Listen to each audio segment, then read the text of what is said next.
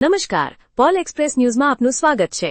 ગાંધીનગરમાં પત્રકાર સુરક્ષા કાનૂનની માંગ સાથે એબીપીએસએસનું રાષ્ટ્રીય મહાઅધિવેશન યોજાયું, જેમાં તમામ પક્ષના મંત્રીઓ નેતાઓની ઉપસ્થિતિમાં રાજ્યમાં પત્રકાર સુરક્ષા કાયદો લાગુ કરવા માંગ કરાઈ।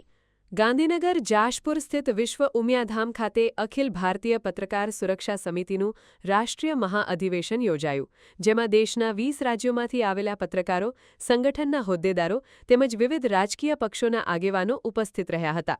કાર્યક્રમની શરૂઆતમાં ઉમિયાની આરતી સાથે કરવામાં આવી હતી। વર્ષ 2016માં ચોટીલાથી શરૂ થયેલી સમિતિ આજે દેશના અનેક રાજ્યોમાં કાર્યરત છે અને પત્રકારોના હિત તથા સુરક્ષા માટે સતત કાર્ય કરી રહી છે। તેમણે ગુજરાતમાં પણ પત્રકાર સુરક્ષા કાયદો અમલમાં મૂકવાની માંગ સાથે રાજ્ય સરકાર સમક્ષ રજૂઆત કરવામાં આવી હતી। આ કાર્યક્રમમાં ભાજપના મંત્રી કુંવરજી બાવળિયા, કાંતિભાઈ અમૃત્યા, આમ આદમી પાર્ટીના નેતા ઈશુદાન ગઢવી, કોંગ્રેસના વરિષ્ઠ નેતા ભરતસિંહ સોલંકી, ધારાસભ્ય ધવલસિંહ ઝાલા સહિત વિવિધ ક્ષેત્રના આગેવાનો હાજર રહ્યા હતા।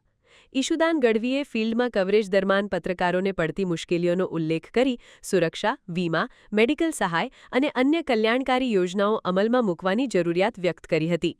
આ મહાઅધિવેશનમાં ગુજરાતના બનાસકાંઠા, પાટણ, મહેસાણા, અમદાવાદ, ગાંધીનગર, રાજકોટ, સોમનાથ, ભાવનગર, ડાંગ, જામનગર સહિત વિવિધ જિલ્લાઓના મોટી સંખ્યામાં પત્રકારોએ ભાગ લીધો હતો। કાર્યક્રમના અંતે ધવલભાઈ માકડિયાએ આભાર વિધિ કરી હતી અને સર્વેએ પ્રસાદ ગ્રહણ કર્યો હતો।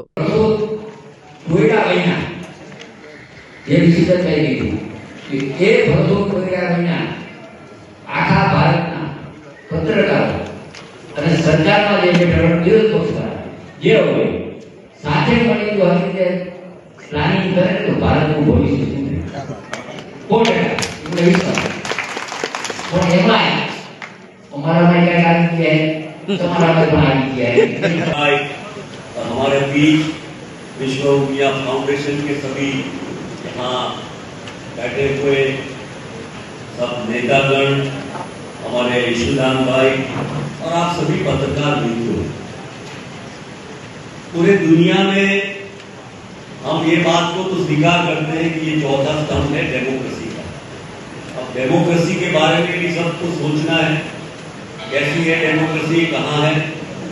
पर जब से मानव संस्कृति पैदा हुई तो उसका जीवन कैसे सुधरे, उसमें बदलाव कैसे आए, अच्छाइयाँ कैसे बने। પછી પાછળ બે એવામાં હું લેશો કોણ પત્રકાર હતા મને ખબર નહોતી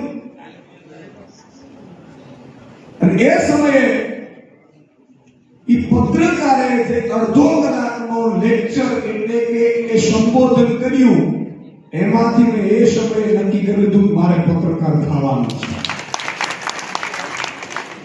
હું ગામડામાંથી આવું છું, સામાન્ય પરિવારમાંથી। આજે અખિલ ભારતીય પત્રકાર સુરક્ષા સમિતિનું ગુજરાત પ્રદેશ અધિવેશન હતું।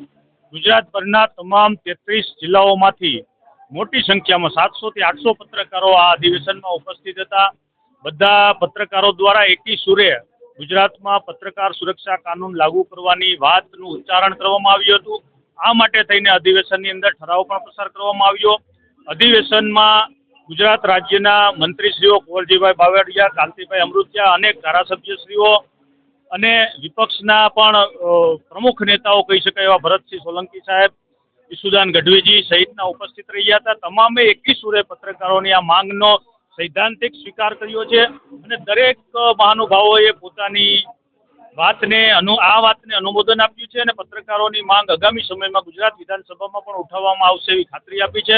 અખિલ ભારતીય પત્રકાર સુરક્ષા સમિતિ દ્વારા પણ ગુજરાતના તમામે તમામ 33 જિલ્લાઓમાં સમિતિઓ કાર્યરત થશે અને પત્રકાર સુરક્ષા કાનૂન જ્યાં સુધી ગુજરાતમાં લાગુ નહીં થાય ત્યાં સુધી હવે અખિલ ભારતીય પત્રકાર સુરક્ષા સમિતિ છે એનું આ અભિયાન, આંદોલન ચાલુ રહેશે એવી આજે અત્રેથી ઘોષણા કરવામાં આવી છે। છત્તીસગઢમાં પણ અખિલ ભારતીય પત્રકાર સુરક્ષા સમિતિ દ્વારા જ આ પત્રકાર સુરક્ષા કાનૂનનું આંદોલન કરવામાં આવ્યું હતું, જ્યાં પત્રકાર મિત્રોએ ખૂબ સારી લડત આપી। જેલ ભરો આંદોલન સુધીની મૂવમેન્ટ છે એ પત્રકારો દ્વારા કરવામાં આવી હતી।